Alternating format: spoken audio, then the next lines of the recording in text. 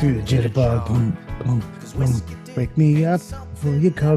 No matter how, wake me up. Last Christmas, you gave me your heart.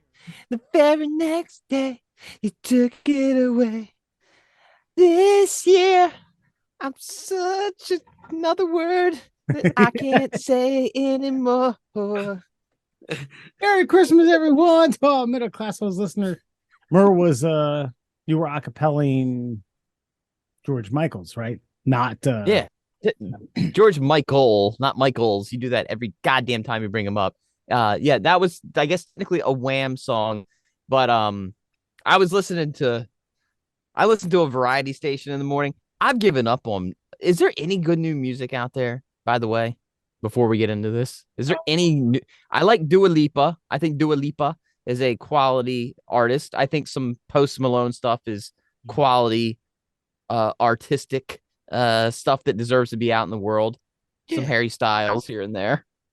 Yeah, I will say yes. Like I also had a friend today send me like a couple like kind of like jazzy kind of bands is how I would describe them, but like I don't know, everybody's got their own different style, right? But I was like, wow, this is new music that I quite enjoy. Thank you for sending it to me. And I would have never found this shit because I get stuck in kind of my own like I think most of our Spotify's or your Apple Musics are a lot like Instagram or TikTok, right? They get all algorithmy.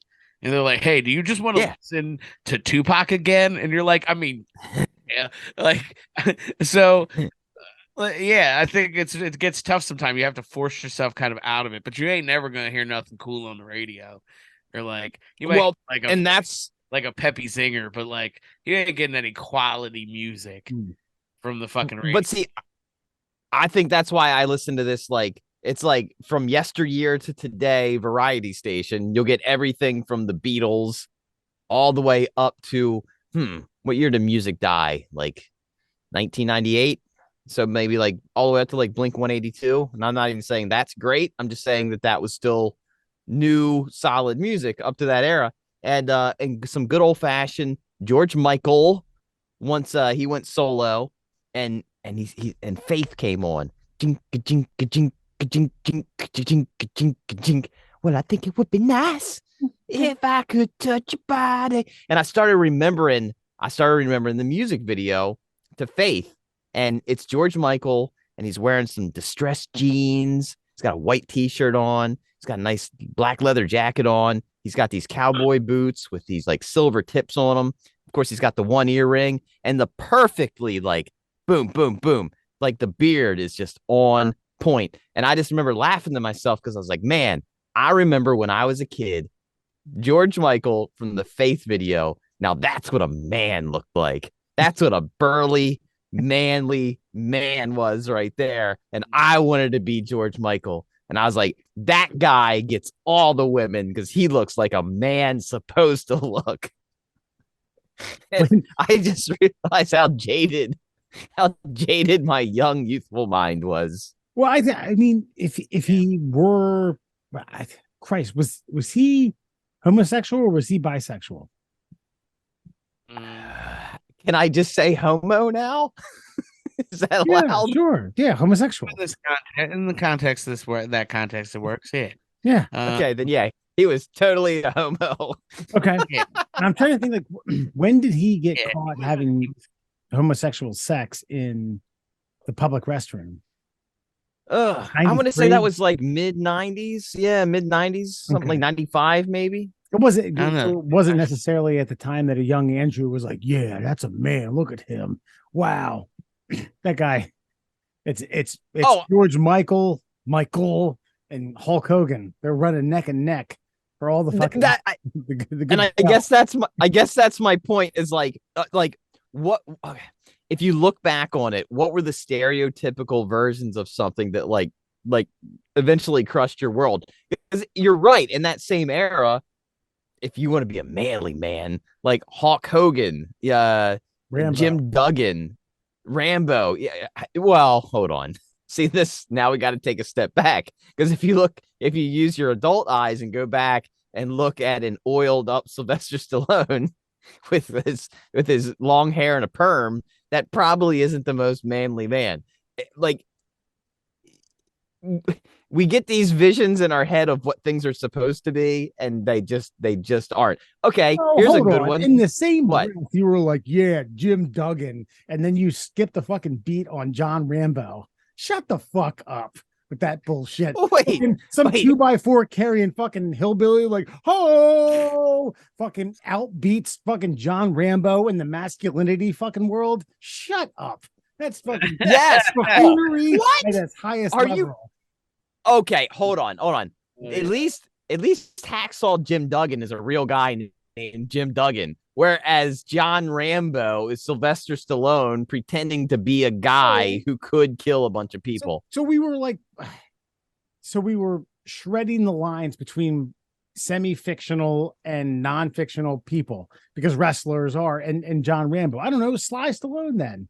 But then you immediately jumped into like, you were like, I would Hulk Hogan, Jim Duggan, and I said John Rambo. You're like, well, wait a minute. That's okay, no. I'm not shitting on your idea completely. What I'm saying is, though, if there's a special forces guy out there, he definitely isn't shaving his body in a cave so he can look all glistening in the sun when he's shooting his explosive arrows. Hollywood cut a few corners. All right, I'll give you that. Ridiculous. And that's my point, is like how, like, I don't want to call it advertising, but whatever that is, whatever that visual stimuli is that gets us to do whatever it is. Like, okay, a young Andrew Murr wanted to change his entire look to be a gay man moonlighting as a like hot commodity in the heterosexual world. Like, that's my point. It's like George Michael was playing on your emotions. Like, I'm going to pretend to be the guy that you all want to be, standing all cool against a jukebox with one leg up like nobody ever stands, because it doesn't make any sense. Yeah. He was sexy as shit in Faith. I'll give him that. He was It was 1998. Oh, Wow. He got right. That'd have been a little bit. I thought it was earlier than that. And that was like in a 25-cent bathroom, right? Yeah, it was like a LA bathroom. Yeah. Like, well, it was in like a bath, like one of those like places where like in something about, is it Something About Mary? Yeah, where Ben Stiller inadvertently finds himself in a face-to-face with a blowjob that he didn't ask for. Mm-hmm. And yeah, it was one of those type of places, like notorious hot spots where an undercover cop decided to stake out. Like, I just want to know how many propositions did that cop maybe let fly under the radar before he finally pulled the trigger on one. Hey, aren't you George Michael? You're coming in with me, buddy. No, I let the other 10 guys I let the other 10 guys go, but you're coming with me. Oh wait, I had the tough time following you on the There's Something About Mary. You talking about when he picks up the guy for the 6-minute abs? Yeah. Okay. All right. And then he's like, I gotta pee, and they stop at the rest area, and then like he goes out, and it's like a bathhouse basically for gay men. Yeah. And then the cops come up and it's like, I was just peeing, and they're like, yeah, that's what we were doing. We were all just peeing too. Yes. Yeah, fuck, man, I don't know what to tell you. I don't know. I mean, I don't know if I could think about there wasn't a time when I looked at Freddie Mercury when I was a kid and was like, yeah, look at that. I mean, I've seen pictures of Rock Hudson. I was like, yeah, man, it's a handsome guy. Yeah, but I guess okay, your brother and I talk about this a lot. Diamond Dave from Van Halen, David Lee Roth. Mm-hmm. He, when we were young, like, that was a man. Look at him jumping around on stage with his greased up chest hair and his unitard, doing splits on stage, singing falsetto. That's a man. No, it's not. That guy would get his ass handed to him in any bar in the LA area. Yet for some reason, because he's on MTV, he's got spiked up hair with half a can of Aquanet in it. And this is masculinity? No, it's not. It's just funny, like, what you think of when you were younger, like what the pillar of masculinity was, and right, when the dream comes crashing down and the reality of adulthood. Right. But let's be clear. your childhood and your adulthood still haven't been able to figure out the bridge between Jim Duggan. That was masculinity, and it's still masculinity. Is that what I'm getting out here? Look, Hacksaw Jim Duggan is a man's man. I will hear no argument against, because there isn't one. The Paul Bunyan of the wrestling world. I got you. Yeah. Yeah. All right. Hold on. I will defend this. All right. Alan always hits me with a good argument. Alan, challenge me. Tell me why Jim Duggan is not a man's man. Why am I getting dragged into this? I didn't say I didn't choose a side. No, Alan agrees with me, Wes. You're George Michael. I don't think like the character is a man's man, right? Like, but I think the man behind the character is the character. I don't think Hacksaw Jim Duggan was too many IQ points away from Hacksaw Jim Duggan. I think Jim Duggan and Hacksaw are basically the same guy. I mean, think about the wrestler, the man who was like walking around the lumber yard one day. Was like, I know, this is my prop now. Hey, he may have gotten inadvertently like crossed in with a lumberjack bathhouse. I was like, hey, what am I doing here? Like, hey, Jim, we're all about feeling good. Don't worry about it. No one's going to tell you. Your secret's safe with us. Feeling good. your Hacksaw secret is safe with us. Let's see what you got. Come on, pull your pants down. Come on. Whoa, we can't deal with that. That's too much. Get the fuck out of here, bro. Honestly, Murr, I was totally on your side until Murr just made West just made that compelling argument. And I think I could be on his side now. Okay. Hacksaw Jim Duggan.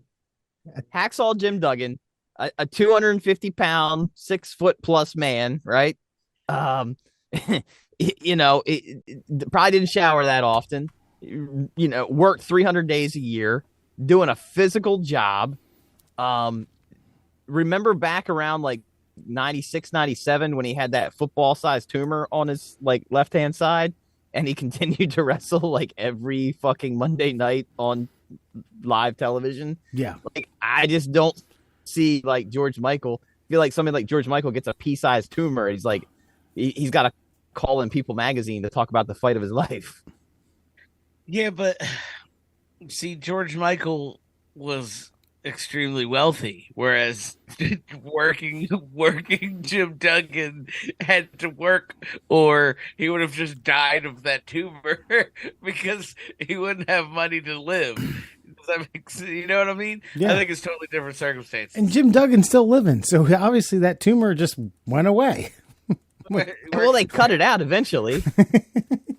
Yeah, but he had to work to make enough money to get it cut out. In the ring. They did it as a part of the bit. They had another wrestler cut it out. That's actually how he afforded the rest of it, I heard. Was that he did it as a bit. Yeah. That's right. It was the tumor for the title match. Yeah. That's right. Loser leaves town. Forever. In a pine box.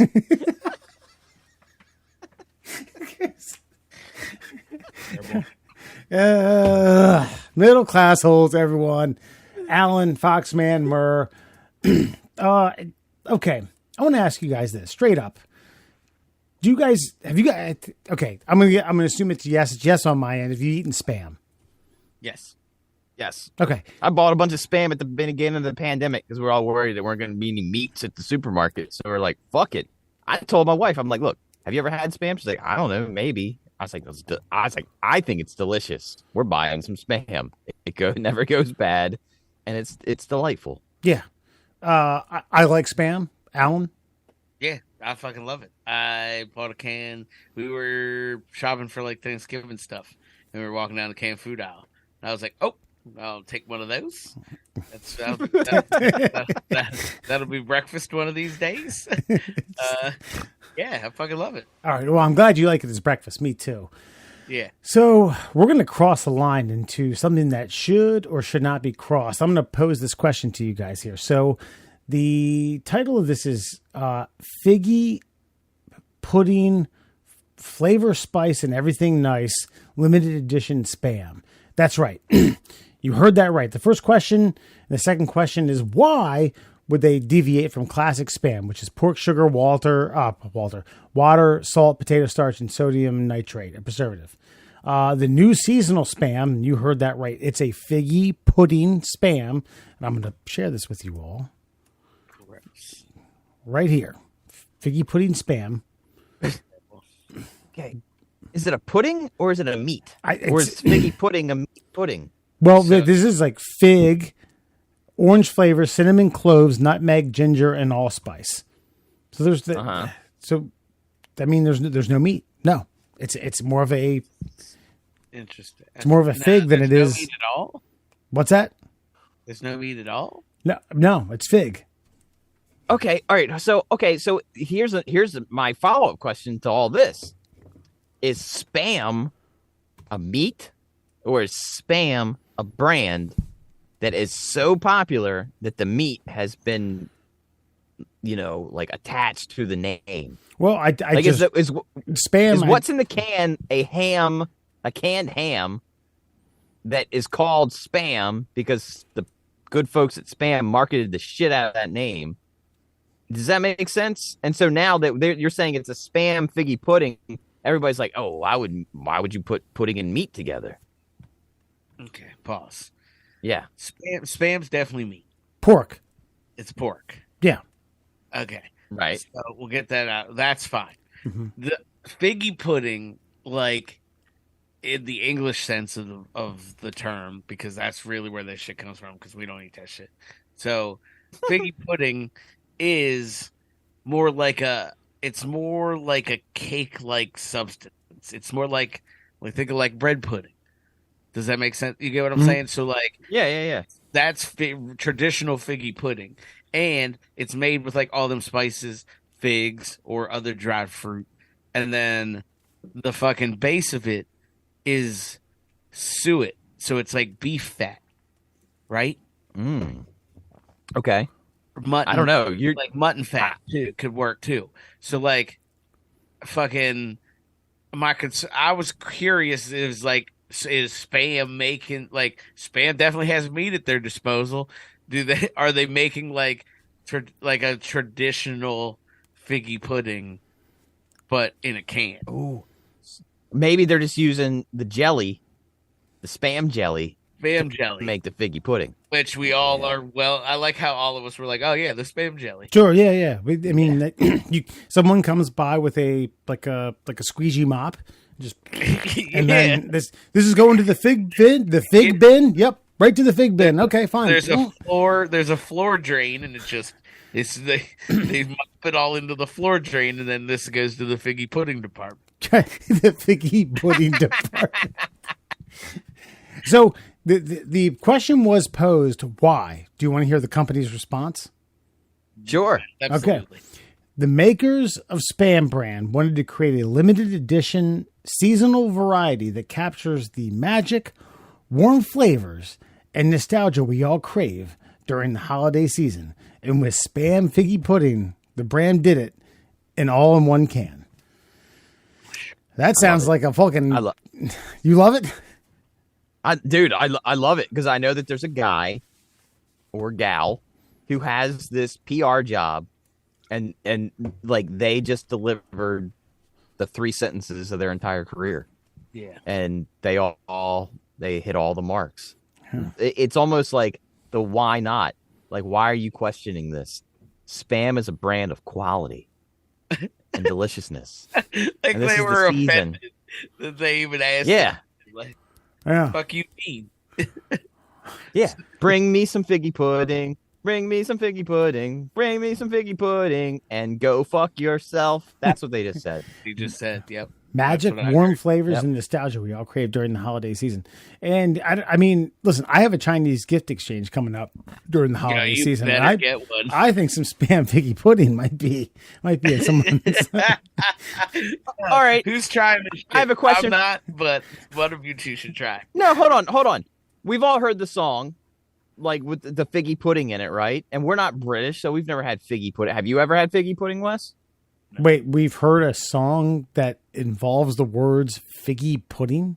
Yeah, he just sang it, motherfucker. But he said, "And go fuck yourself." I've never heard that before. Well, that part was an add-on. That- It was an Oh, ad-lib. I thought Murr was being his usual We dickhead wish you a itself. Merry Christmas. Yeah. We wish you a Merry Christmas. Sure. We wish you a Merry Christmas. Somewhere in that song, I can't quote the exact lyrics, but it's like, pretty figgy pudding, I believe. We wish bring you us a figgy pudding. Will bring us, or something along those lines. Figgy pudding is the syllabic phrasing that they use, and I've never had figgy pudding, and it's a British fuck you food, so why would I ever have figgy pudding? But now that the most American brand in all of canned foods has created a figgy pudding, I feel like it's my duty as a patriot to go buy a can of Spam figgy fucking pudding and try it once and for all. And it might be delightful. I have a feeling it's going to be like an almost overly cinnamony kind of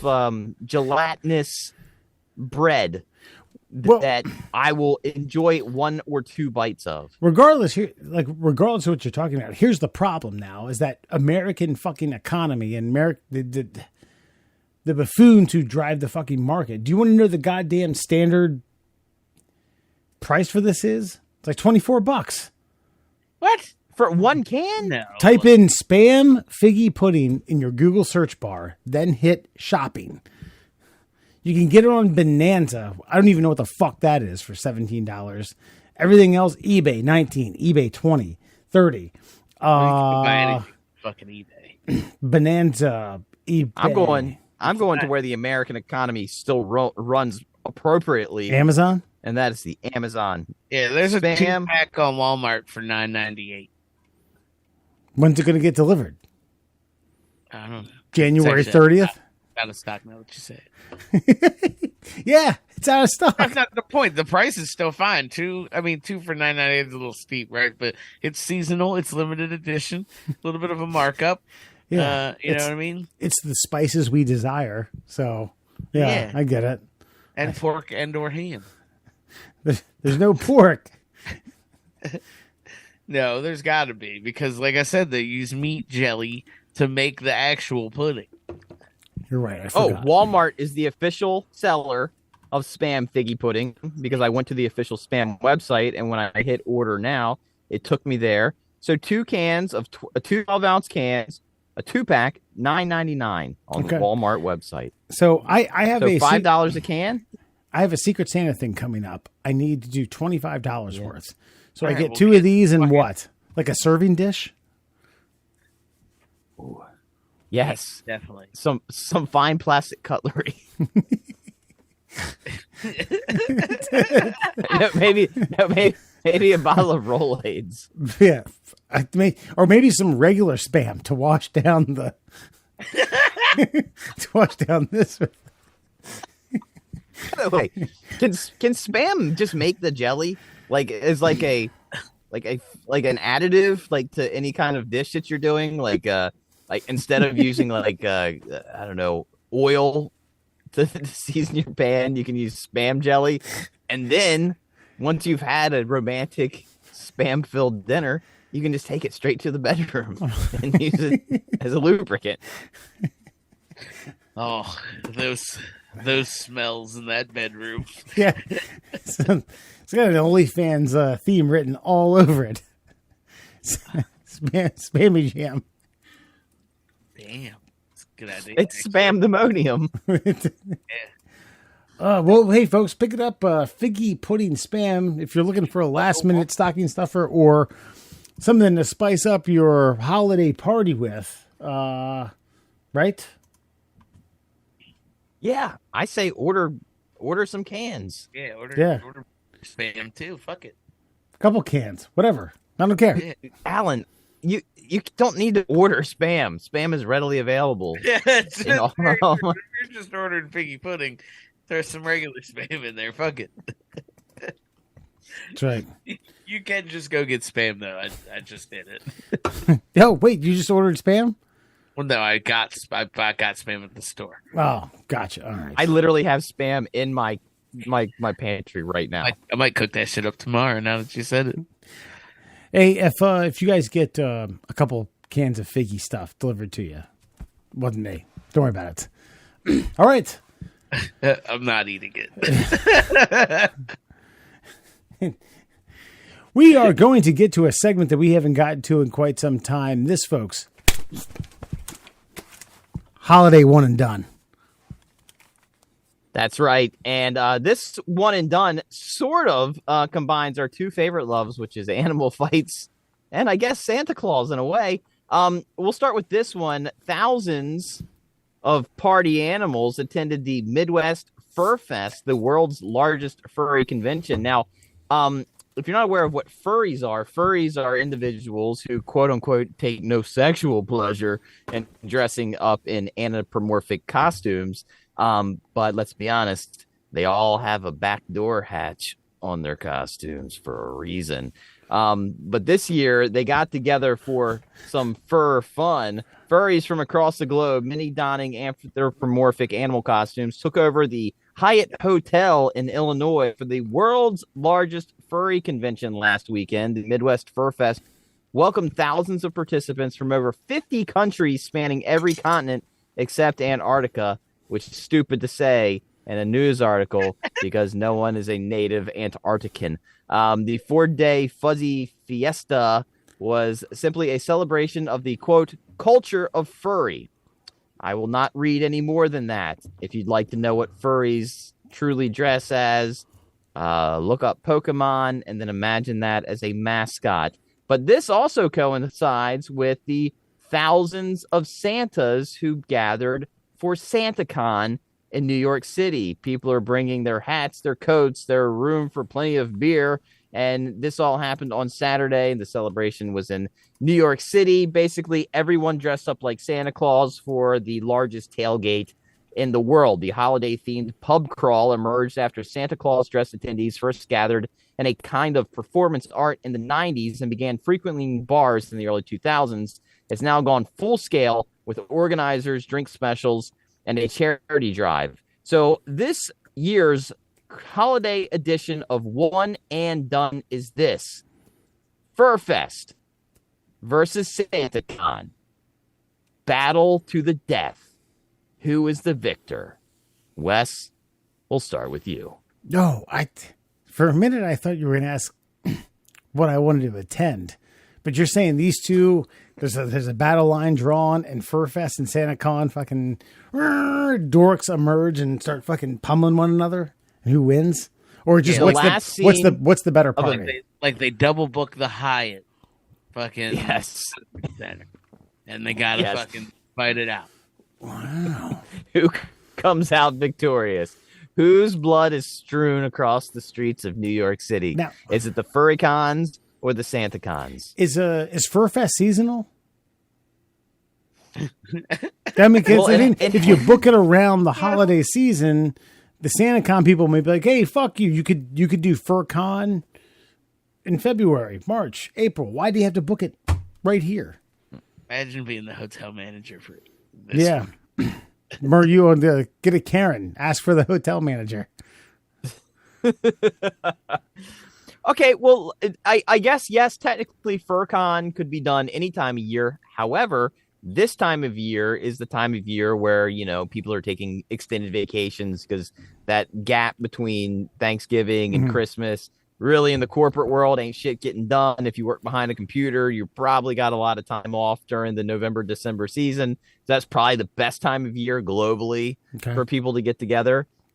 Yet also, SantaCon has to take place around this time of year because 'tis the season. Yeah. So SantaCon, I like Alan's parameters the best here. So the Hyatt Hotel, New York City, double booked for FurCon and SantaCon. Battle to the death. Victor takes the hotel for the weekend. Who you got? Ew. It's so funny. Dude, I feel like the SantaCon people are driven and inspired by the Christmas spirit, while the FurCon people are driven by the fact that they're outsiders. You know, they're nobodies. They're outliers. They're Christ. I didn't know about was it again? FurCon? Fur Fest. I've been messing it up this whole time. Fur Fest versus SantaCon. I didn't know about Fur Fest until I read this article. I guess on the surface of if I'm going to just gotta kind of measure up the groups, I would say the Fur Festers. And here's why. Because I feel like the outliers of this type of thing really have an axe to grind. They get there and they're like, you know what? Fuck SantaCon? A Christmas fucking thing? You don't know what we go through. We've been to Albuquerque, New Mexico, Reno, Nevada, Youngstown, Ohio. We're trying to make a name for ourselves, you motherfuckers, and you're sitting here exploiting fucking Christmas? Let's go! Ugh. There you go. There's my reason. Yeah. I got a little entranced in looking at the pictures on the FurFest website. Some real tough guys there, huh? I hope.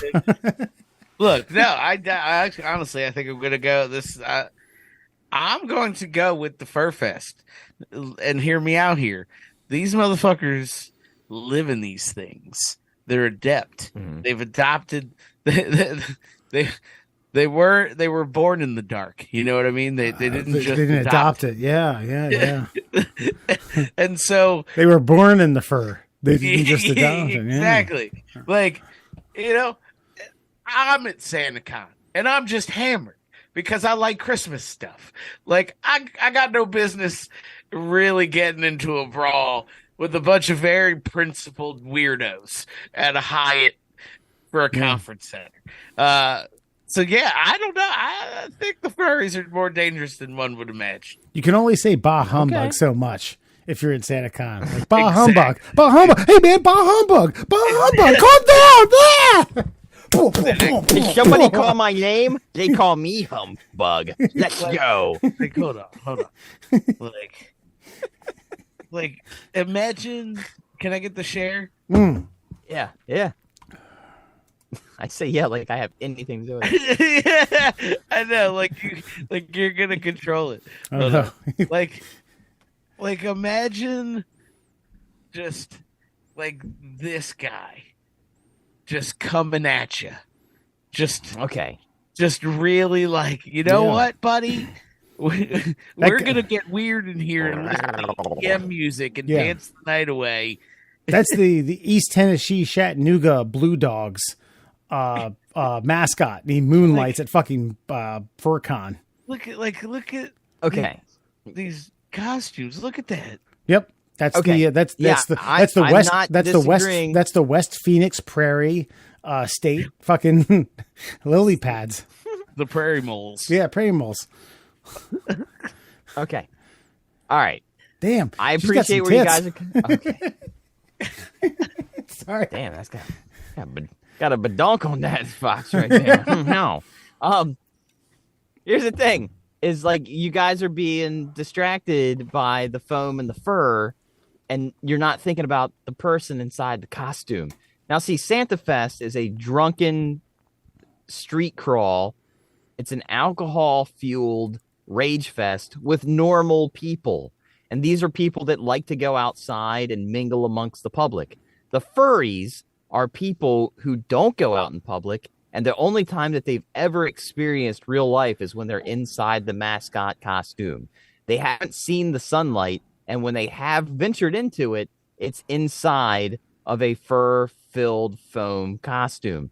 They don't know how to interact with humans. They've never thrown a punch in their life. There's a burly man. There's a hacksaw Jim Duggan who's just been dying to put a red and white suit on once a year to go to the New York Hyatt to fight some asshole who decided to venture out in a costume that looks like a fox. And that person in the fox costume is going to get power bombed into a fucking sidewalk. That's how that's going to go down. The furries will be slaughtered in under 5 minutes, and that Hyatt will be filled with red and white fur. I think in the form of Santa costumes. I think we're forming another "You'll Never Make It" movie where this is about to happen, and you say they never see the light of day. A helmet or a top gets ripped off, and they're like, "Wow, this is amazing! I love the Christmas spirit." It's a Christmas movie where the fur cons join the Santa Claus. No, I feel like the head would come off and then they would just scream in an octave that's only heard by birds and small mammals who live underground. And then they would cry and their pasty white skin would burn in 3.5 minutes in the New York sunshine. Well, the real birds would fly away. The drone birds would fall down. You're never going to let that go. Nope. Never. All right. But I do appreciate the fact that you think that the furries would be more, how do you say, like they would come together more. They would be a more cohesive unit because they are amongst their own, and they have more to fight for than the SantaCon people, because it's just a bunch of random dumb fucks that got together to drink beer and look like Santa Claus. Whereas these people, this is their life. They've waited for this. They've pined on this. They will become a cohesive, brave Hartian unit and slay the Santas. But I still feel like normal people fight better than you get to, like you would assume that there's a natural handicap in one of these suits, right? But I think because they're in these suits so much that they could be equally as dangerous. Yeah. Physically. And I mean, I think you're like also doubting. Alan and I took in the Christmas spirit into our evaluation as to who would win, right? Yeah. I mean, if you don't doubt the Christmas spirit, but it loses this time. Bah humbug. All right, SantaCon, FurCon. I don't even know why FurCon. That FurCon, it's not even fucking FurCon. I'm laughing at it. Furfest. FurFest. It's ShakaCon. Whatever. Here we go. Fun Fact Friday. Hit us up, Murr. End of the year. Let's do it. We've got one final Fun Fact Friday for the year coming up next week. But until we get there, let's get to some OMG facts. Brought to you, of course, by the Shin Splints Recovery Group. If you had the Shin Splints Recovery Group at FurCon and SantaCon, I have a feeling that both FurCon and SantaCon would just rip apart the Shin Splints Recovery Group assholes. And if you'd like to be a part of that community, you can do so over at Facebook. You can find them, the Shin Splints Recovery Group. Let's get to it. 5 fun facts for you fuckers on a Friday. Did you know the human tooth has about 55 miles of canals in it? Jesus. So little ridges that run through your teeth. 55 miles worth. I mean, that could get us, I'm in Baltimore, to get you past D.C. That's wild. No, it's just crazy that like there's that. I mean, I don't know what to do with this fact. Sometimes I read them and I don't know where they're going. Yeah. But like, I wonder if like if you go to like dentistry school and it's like you have to like map a tooth like up and down. That's why I got so many goddamn cavities. Why do we have to have these little canals in our teeth? What is the purpose of the canals? Interesting. Yeah, I don't know. I never heard that one. 55 miles. Cool. Did you know? Did you know? Koi fish have been known to live up to 226 years. Fuck. It's like tortoises. I didn't know they lived like a really long time, but I didn't know that's long. That's a long time. There's like tortoises who have been alive since it's like past Lincoln today. That's kind of what this is. Dude, the zoo that Alan makes fun of that I take my kid to all the time. The one you were like, oh, there's a tiger who's fucking got like one eye. He sucks. He lays around and humps the air or something. That's not an exact quote, but I'll take it. It's like a golden retriever with fucking painted on stripes on it. Look at this tiger. It's Barky because he barks. Apparently, I just learned this the other day. They have a tortoise there. It's over 200 and some years old. I think he was alive during Lincoln's presidency. It's like, Jesus. Yeah. But koi fish. That's. I mean, I can't describe it. No, I didn't know that, but fish, I get it, kind of. But why? What? But under nature, what purpose in nature? Like, was nature always just like, well, they're supposed to be eaten well before that, like, so they just nature never put a fucking expiration date on it because it was expected to be eaten at some point. Are you saying that the only ones that should live that long are apex predators? The crocs can live like to 100.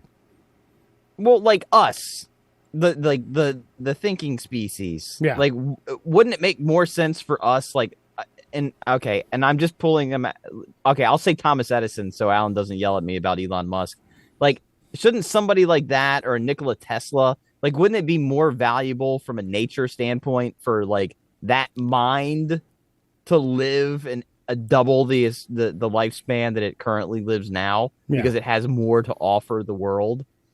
I mean, yeah, but I think you this is just a flaw in like how you're perceiving it. So like biology doesn't give a fuck about, fucking Space Boy's rocket car or whatever. You know what I mean? But like, what nature does give a shit about is like it fucking the life cycle, right? It's just all fucking, it's all chaos and fucking ending up back and circulating nutrients and fucking energy back into a system. So like, yeah, fucking we eat up a lot of fucking energy, like on a daily, just existing, just on a daily basis. These turtles burn like a fucking 200 calories a fucking year.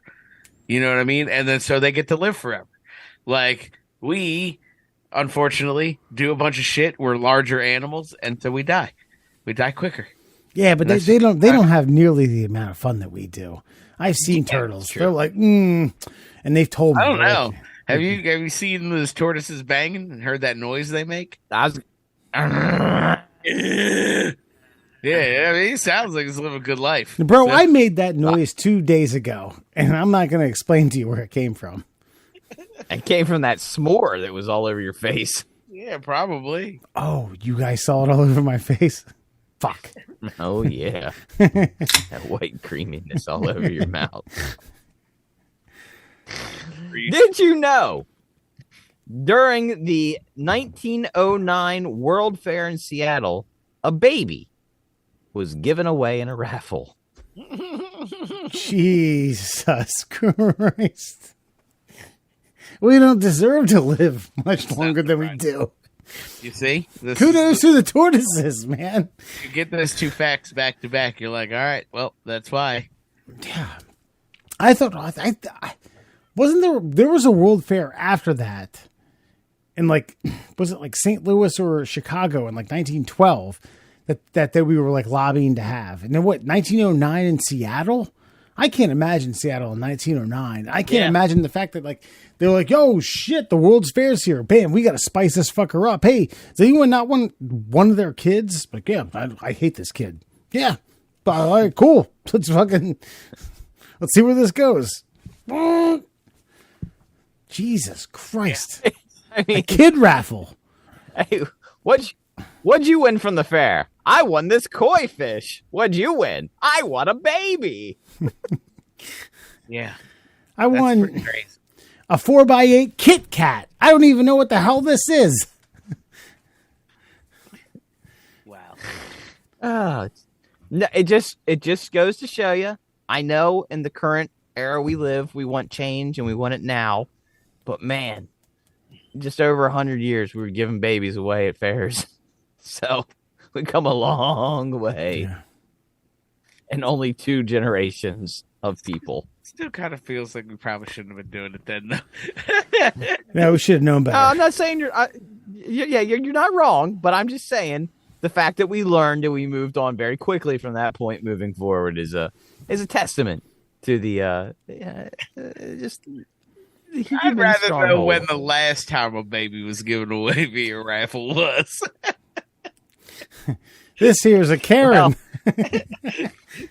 Well, I have a feeling if you go to one of the 1909, but if a raffle in fucking Mississippi happened in 1968. 68? You ever been to one of those bull roasts? There's a reason they close the blinds and lock the doors. Yeah. Did you know when the Big Mac was first sold in 1968, it cost 45 cents? Damn. A kid should have been exchanged with that. I'm going to tell you right now, because that fucking Big Mac is so goddamn good. A hot Big Mac is pretty delicious. Yeah. 65 cents? I mean, I haven't had one in 45. Yeah, wow. Shit. In 1968? Yeah. Well, it just makes you wonder, that are we being overcharged for stuff now, or is the dollar just shit? Both. Or, but yes, we're getting overcharged immensely. Where do you think the record corporate profits come from? That's a fair point. Yeah. I just wish the Big Mac. Okay, the Big Mac, the sauce, it already has relish in it, right? There's already bits of pickle in there. Yeah. It's Thousand So, to Island. me- It's Thousand Island dressing. and Thousand relish. Island dressing. And mayonnaise and something else, but it does not need pickles. That's my only bitch about the Big Mac. It's over pickled. It doesn't need pickles much because there's pickling. pickle pieces in the Russian dressing. Is what you're saying? Yes. Okay. That's right. There it is. Alan nailed it. It's Italian dressing, Russian dressing, and a little bit of mayo with relish. That's the Big Mac sauce. So it's Russian dressing is Thousand Island dressing. They're just people call them different things. There's no They're the same. islands in Russia. Bullshit. Hey, I was always curious about that. I said who named fucking these salad dressings, like who had the privilege and was like, you know what, Thousand Island dressing. This is Thousand Island. God, dude, it was like after World War II broke up, and they had to give things out. But God, you got French, Russian, you got Italian, the Americans. Where did ranch come from then? Or it was Russian dressing until after World War II. They were like, look, we don't fucks with those Russians anymore. We got to call it something else. Thousand Islands. The little pickles look like Thousand Islands Yeah. in the sauce there. And they're boom, done. No more Russian dressing. Possibly. It was a I didn't. That's the fun fact that I'm walking away from this Fun Fact Friday with. Yeah, Stalin. And finally- Stalin didn't make us think about it, so don't worry about it. Your theory is good. Gorbachev didn't bring it up. It's- one of his birthmarks was one of them. It's actually that's how it got there. It's just Thousand Island dressing. He couldn't wash it off right. He was eating a very sloppy Reuben.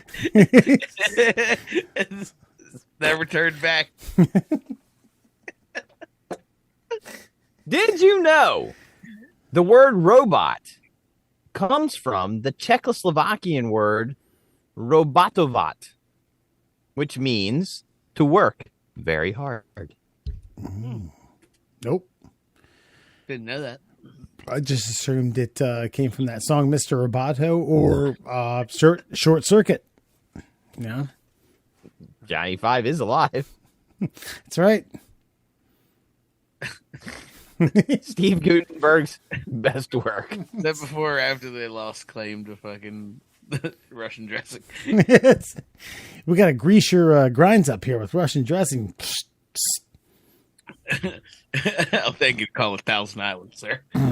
Okay. All right. Well, that fell apart, but that is your Fun Fact Friday. That's your Christmas Fun Fact Friday? Fuck that. That's it. Happy holidays, you fuckers. We need a new calendar. All right. Hey, look, before It's you coming. go, that's right. It's going to be what, Murr? Amazing facts. Terrible. Before you go, German police are on the hunt for 60 containers of stolen bull sperm. That's right, folks. If you know anything about this, if you live in the great place of, it's actually outside of Berlin. Police in West Germany are appealing for help in a crackling and potentially very cold case. Authorities say that about 60 containers of bull sperm were stolen from a farm in a town, Alflin, 90 kilometers, 96 miles, northeast of Cologne, Monday and Tuesday. This is let's see here, about 2 or 3 weeks ago. So I don't know. Maybe it's not a crack case, but that's right, man. 60 containers. Bull sperm. Gone. So you're going to say bull sperm one more time. Dude. They had to. Actually, the problem with this is that when they steal it, it's cool with liquid nitrogen, so it sits at about 196 negative degrees Celsius. So these are pros. Yeah. This is their first bull semen heist. No. This is an Ocean's 12. Yes. Well, let me tell you, man. Like how many containers? 12? Oh, much more than 12, man.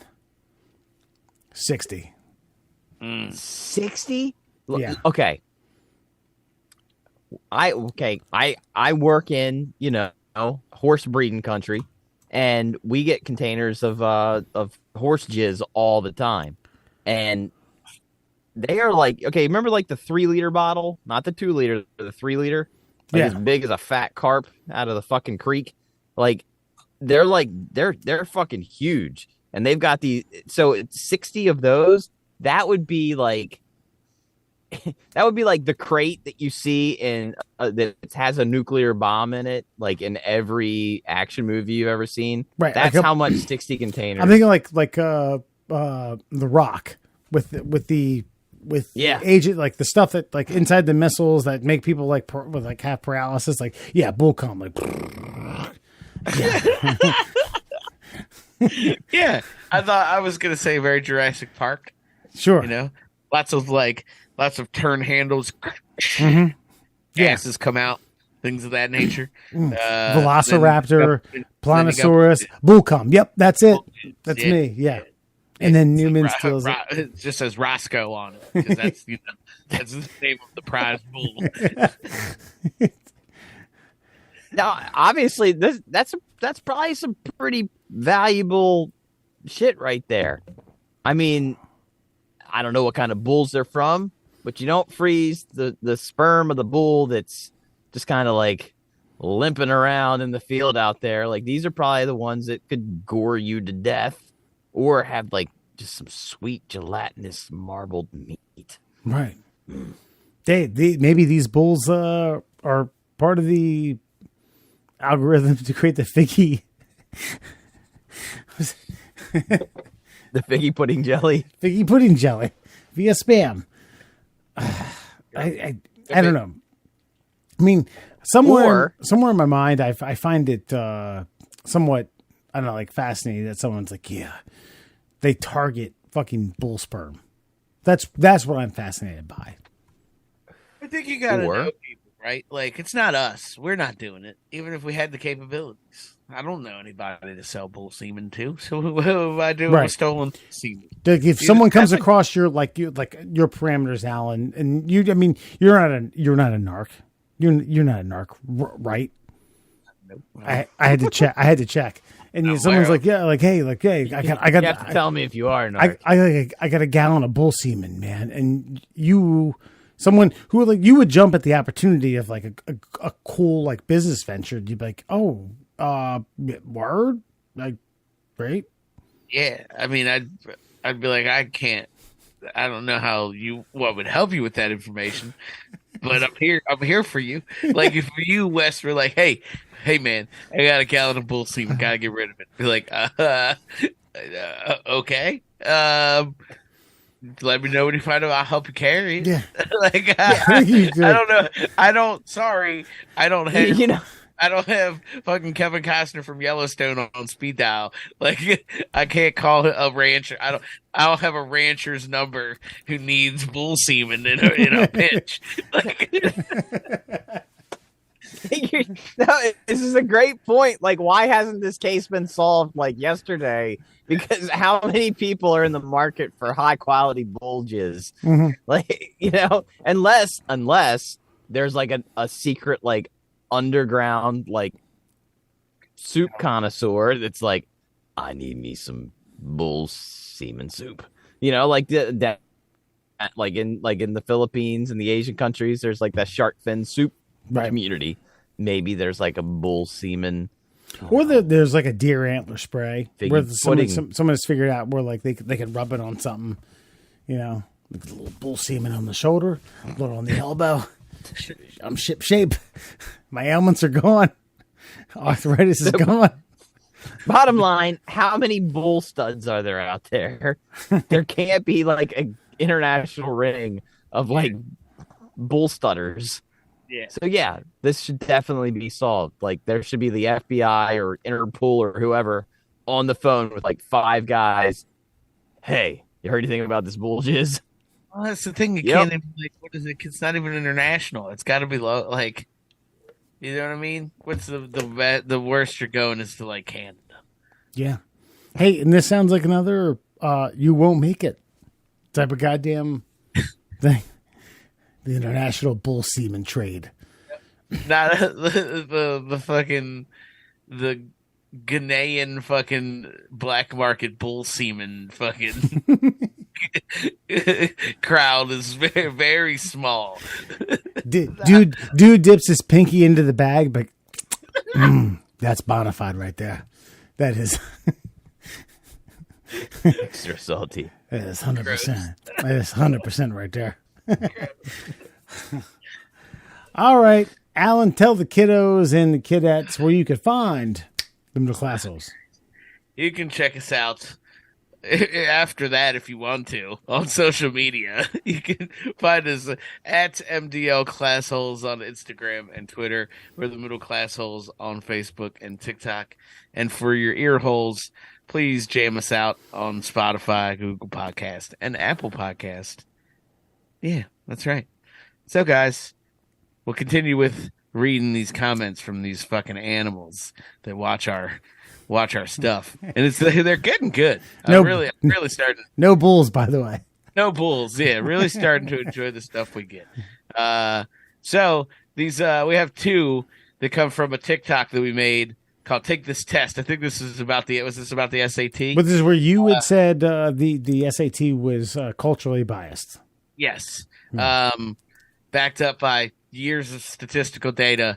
And I'm a Danimal, and Mr. Krabs.bb said, and I quote, "I'm a Danimal. It is racist for Asians, whites, and Middle Easterners."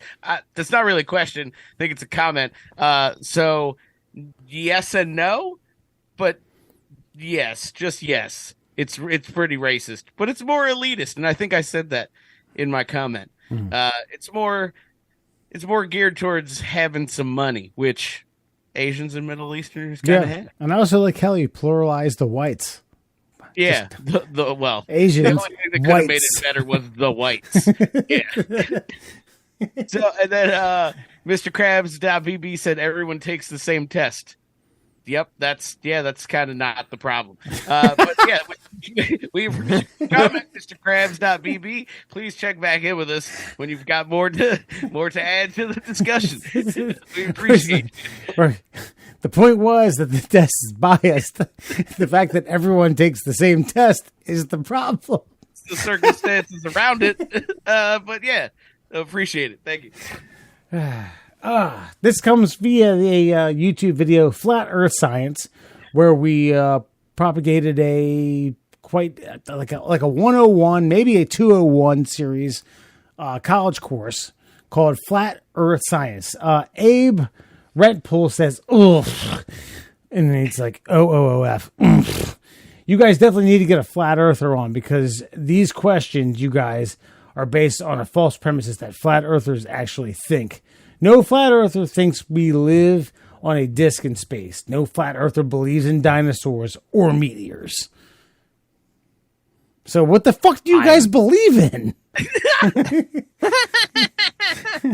Yeah. Well, you see, Wes, the problem with the disc and dinosaurs weigh too much, and they would stop through the disc, and then we would just fall to the other side. So there's no way a dinosaur could have existed on a flat Earth. Right. when there was a brontosaurus stampede, the disc would have begun to flip much like a coin. Yes. And we'd have gone hurtling through space. Wait, which would be impossible because, as you know, space is fake. And the only person that would have put the flat Earth back on its orbit in the way that we know it is Hacksaw Jim Duggan. Oh, boom! Both feet fucking slammed down. Good night. Yeah, I read this and I was like, oh, okay. Yep, yeah. I mean, that's fine. We should get somebody on probably to get He says okay. We base Do we our- need to read our out? stuff He says on we. stuff, and we're like, okay, cool. That seems reasonable. Don't live on a disc of space, so I'm glad you don't believe that. And then we get to the no flat earther believes in dinosaurs, and we really come off the rails. I mean, it doesn't surprise me, but come on. So is this guy a flat earther? Is that what we can I ascertain think from he's a this? flat earther. Yeah, I think or he at least knows a couple of flat earthers, and he's like, you should have a flat earther. Right. I mean, because that was an necessary addition to his point, like. Yeah, I mean, that's why I think it was his point. You know what I'm saying? I believe that the vaccines work, but obviously AIDS is fake. What? Like, where did that come from? Why did you say that? Like, you guys you got it all wrong. Also, dinosaurs aren't real. Okay. Right. Did you know flat earthers didn't think that? Like, Yeah. sorry. We don't believe in meteors. Like small meteors have hit Earth like this year. sir. So I was waiting for this guy to be like, I'm an Aries. I would know. Jesus Christ. Yeah, well, ape rent pool. God, people's fucking usernames on social media are preposterous. I just need to throw that out there. But we move on. So we did a TikTok. We actually did a long bit where we looked at starting quarterbacks around the NFL, but if they were ladies. And we kind of just passed judgment on them superficially because we're fucking men from America. We're like the George Michaels of the world, checking out ladies. George Michael's Hacksaw Jim Duggan. Yeah. So in our QB mashup TikTok, Blickety Blow, I think he means Blickety Blow, but it was probably taken already. So Blickety Blow, I'm gonna give it to you. He said, just skip to Mer's groan for Justina Herbert. Yeah. Good. I should have had it queued up, but yeah, I watched that bit yesterday and was just giggling because we had some good one-liners on that one. Yeah, check us out, Justina Herbert. Gargle, at the gargle peanut butter. All right. We itch towards the door towards Christmas. I want to wish my co-host a very Merry Christmas and Alan a happy birthday. I know that you will. You will be what? Hold on. 36. Yep. 36 years young. 36 on Christmas here coming up. No, I like to tell the people that I love Merry Christmas. Mur, you are good friends with the Colonel, and the Colonel is going to tell everyone how they should feel about Christmas coming up as we sign everyone off here at the Middle Class Levels. And you can say what you want. Sweet. Look, bottom line is, years ago, I stumbled across the fact that the Colonel Sanders, KFC fame, he created several Christmas albums, and in his jackets, he'd like to tell stories about, maybe how he came up with some bits, some recipes, and some of the salespeople that have worked through him through the years. And he would tell whimsical little tales. And through the Christmas album, I actually was able to find and unearth now this isn't a completed recording and never made it to an actual album, but this is an outtake of the Colonel singing the 12 Days of Christmas. And I couldn't think of a better way to wrap up this holiday season than with Colonel Sanders giving you a little bit of an auditory orgasm. Yeah. This is for you, America. I think I could think of a better way if the Colonel and better ways. Hacksaw Jim Duggan had crossed paths, but it's young and old is what it is. And Alan, you've heard this. Your thoughts? Just buckle up. Christmas, right? Yeah. Tis the season. Tis the season. Open your hearts.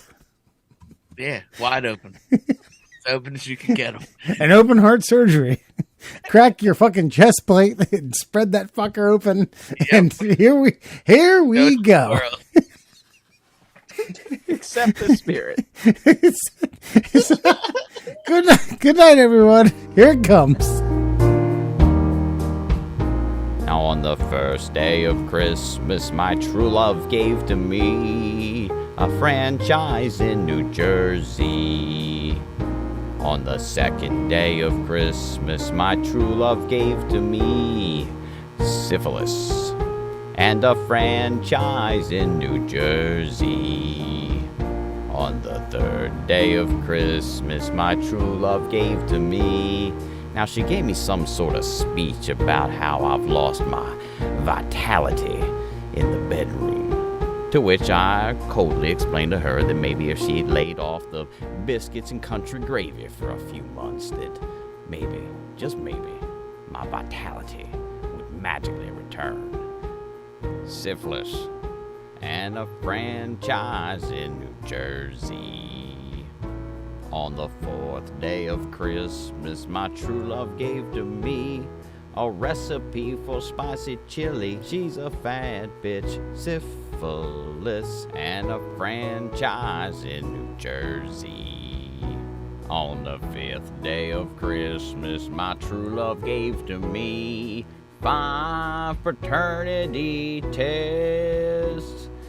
That chili recipe, and you know what, this is really kind of bugging me now, because I just can't get over the fact that my wife, the one who says that I have been depleted as a man, who depletes my bank account on a daily basis, has the gall and audacity to claim to me that my penis no longer functions in the way a man's penis ought to function in the bedroom. This is the reason men have whores, and maybe the reason on the next day I got syphilis and a franchise in New Jersey. Are we still doing this goddamn song? There's 12 of them? Son, the only thing there are in the Colonel's book are 11, and we ain't going there today. How many days of Christmas? 12, son of a bitch. The only people that celebrate that many goddamn things in a holiday season is those stinking Mohammedans, and there's a reason they're back there in the 5th century. No, sir, the Colonel is done here. What's that? Oh, you can give them their goddamn money back. I ain't finishing the song. You can kiss my white hairy balls. I got a whore to see. That sweet thing from Guadalajara. She calling my name. Merry Christmas.